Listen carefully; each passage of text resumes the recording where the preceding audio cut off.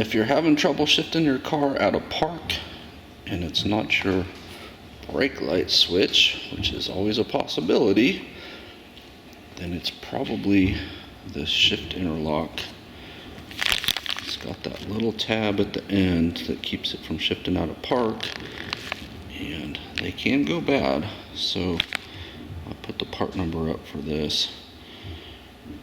The bad news is you probably have to remove your steering wheel completely in order to change this part, even though it just kind of sits underneath, and I'll show you why in a minute. I'm going to remove this panel underneath the steering wheel. If memory's correct, it's like 2 or 3 5.5 millimeter bolts or screws, whatever you want to call them, holding it on. Probably get away with using a standard or possibly even a 6 millimeter. And I made this chart years ago, and it has proven to be extremely helpful to me over the years. So you see 7/32 is 5.5562 millimeters, so it's pretty close if you don't have a 5.5. You can remove the top and bottom halves without removing anything else, although it is a little bit of a wrestling match. I did have to tilt the steering wheel up and pull the passenger side lower out first and then wrestle it around the adjuster there, but it did come out without breaking anything. So you see in the ultimate tease, it's right here. I mean, it literally looks like you should just be able to slide that down, put the new one in, and be done. But as I understand it, there's one little part of it that requires you to remove the steering wheel, and that just seems completely unfair. That shield did not come off even with the bolts out. I think it's probably fished in there in a way that, again, you have to take the steering wheel off. So I tried, but we're going to just remove the steering wheel. So you absolutely have to disconnect your battery and let everything discharge in the system. So give it, I would say, at least 5 minutes, but I'm going to go a little bit longer just to be safe, because I really don't want an airbag to explode in my face. The airbag is held on with 4 basically spring clips. You can see on the back of the steering wheel the spots, and basically you got to get a pick or small screwdriver in there, kind of feel around and kind of release the tension, and do that on both sides, and then this piece should pop out, and then there'll be an electrical connector in it. Alright, the airbag is off. You see they are spring-loaded clips that hold it on, and this is the trick. Get an Allen key, and it goes in about 1 3/4 inches, and just you kind of feel, give it a little wiggle towards you, and then just press, and you'll hear it go click, and you'll see it kind of pop out. Then I would recommend sliding a screwdriver in here somewhere where it'll sit to keep it from popping back, because they will pop back in. But I started top and then bottom, so I basically went reverse clockwise. I don't know for sure, but I'm going to say it's impossible to disconnect from that side. The bigger clip obviously just has a typical press and release. The release is on the bottom there. So I took that one out thinking, well, maybe it was some sort of stacked connector or whatever.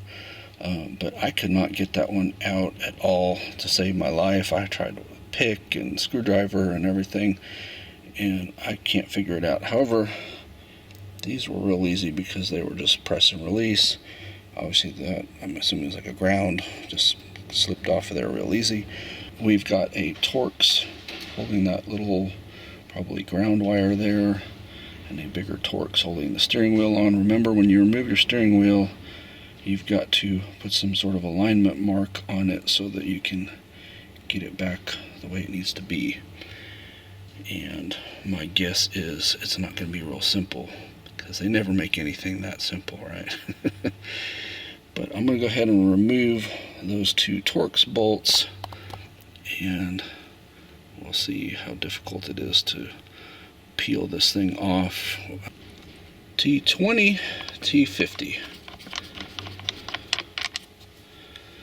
And it says, oh, you should have an alignment mark already. No, there's not. So I'll have to make one. Alright, I was not able to wiggle it at all. I put the bolt back in the center just a little bit, and I did manage to kind of force this puller in there. It's the only thing I have that's even remotely gonna possibly work, so we'll see. But I'll just twist here and hopefully it'll pull it up at least against that bolt. Okay, the puller did actually work. It almost sounded like something broke, but it was just breaking loose from here, so it's off. And now I gotta figure out, I'm thinking this plastic cover may have to come off to get into there, because it still does not appear as visible as I thought it would be. I literally thought I'd be able to just pop this thing out now, but it's still up in there. This is some of the worst and frustrating engineering I've seen. So this piece you have to take off, and it's basically held on with these plastic clippy thingies, and they're not real obvious how they work, but they somehow snap into these. So just do your best job not to break them with the screwdriver. Also had to disconnect that electrical, and again, it wasn't real. I mean, it looks like it's a press and release, but it wasn't as simple as just press and release. But now you got this piece, which looks like it's a T20 holding it on.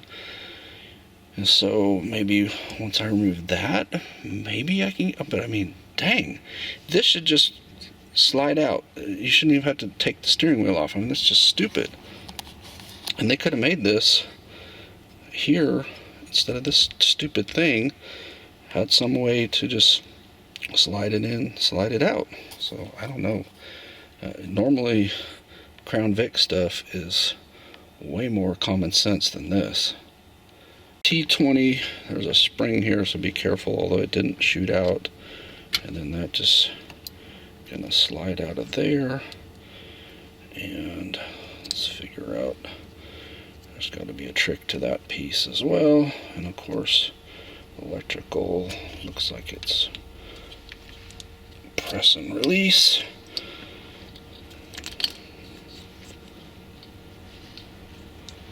I'm guessing we're hung up on this cord here. So let me figure out if it goes in this way, which I think it does. They don't have it where you can grab it, that's for sure. Alright, yeah, you just pull outward this way.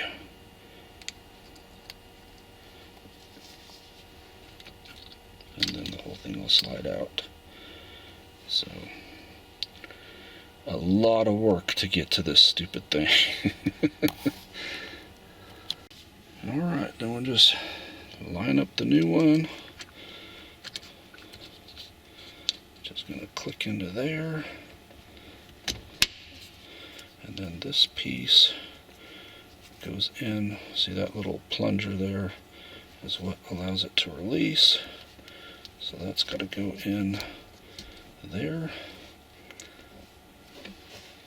just like that.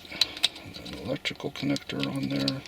I wish there was a way to test everything out, but I am not going to plug in the battery with all this torn apart. So unfortunately, I'm going to have to put it all back together and then hope that I got it right.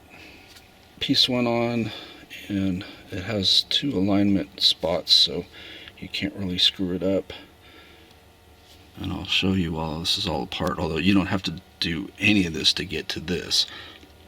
But if you're wanting to change out your shifter, you got a torque screw there and an electrical connector there, and if you just get the top cover off, you can do it.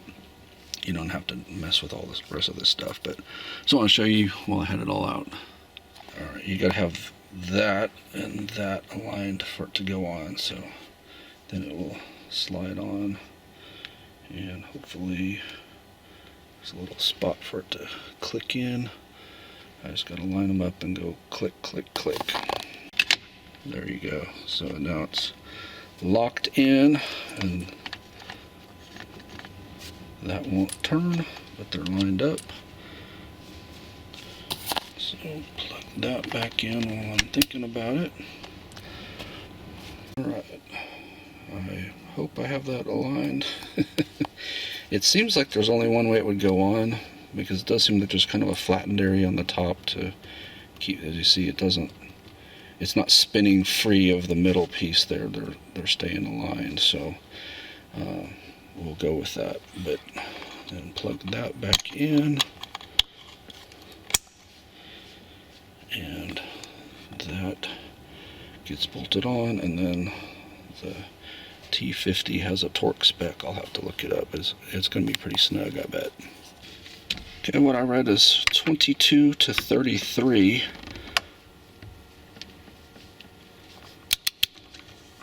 Which doesn't seem accurate, but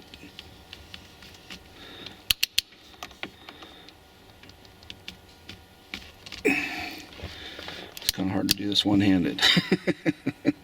Got you on the tripod so I can two-hand this.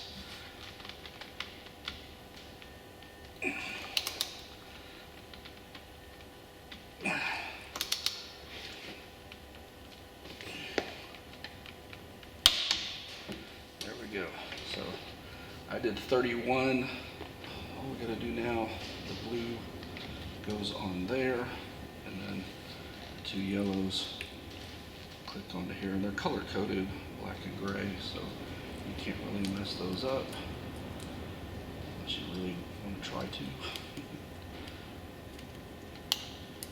Just so they just straight down in.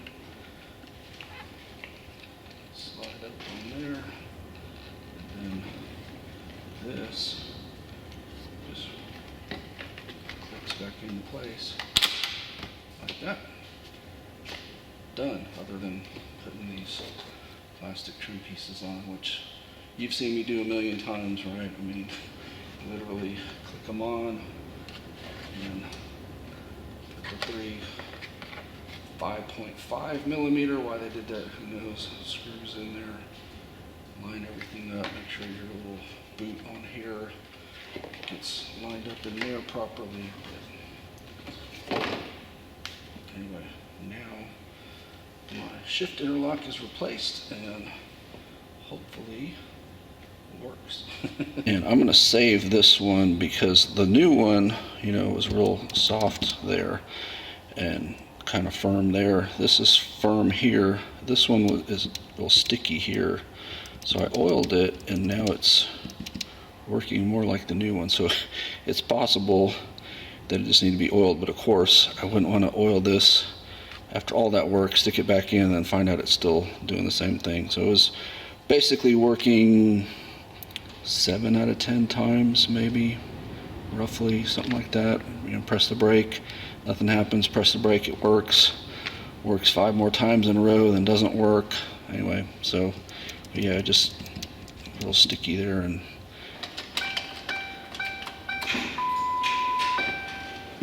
alright, battery's back in, key is on, so you can't shift, hit the brake, shift, can't shift, brake, shift. So now it's working.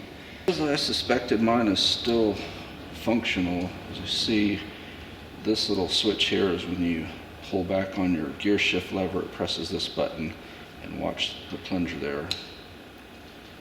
When you let go, mine is sticking a little bit, but you see this popping up now, or it wasn't even pushing down before. So I've oiled it, so now it's working more like it's supposed to. So you may be able to get by with just basically, disconnect this, you may be able to get by just washing it out. What I did is I squirted some isopropyl alcohol in there, kind of covered it with my finger, shook it up, then drained it upside down. Then I sprayed some gun oil in there, and same thing, shook it up and put it upside down. Now I had a paper towel to absorb all the liquid so it didn't just fall all over the floor or whatever, but mine is working better. It still will stick down, so I could probably go over it again. Same thing, alcohol and then gun oil. I haven't figured out how to actually disassemble this. I was thinking maybe you could pull from there, or there's 3 tabs there. I tried to pull those with my fingers, but I couldn't get it to budge. So the most I could get was like that, but that's not coming out. That's just pulling away from there. So anyway, if you're like me and you like tinkering with these things and trying to get them fixed, that's at least sort of a fix. As you saw, it was at least operational now. 100% of the time when you tried to shift, it would work. So that's the main thing. I mean, if it delays locking again, it's not the end of the world. I mean, you might have it like I was having where you could shift without pressing the brake. But in my case, that was sticking for a long time, whereas now it's, a second or so. Anyway, just thought I'd share that with you.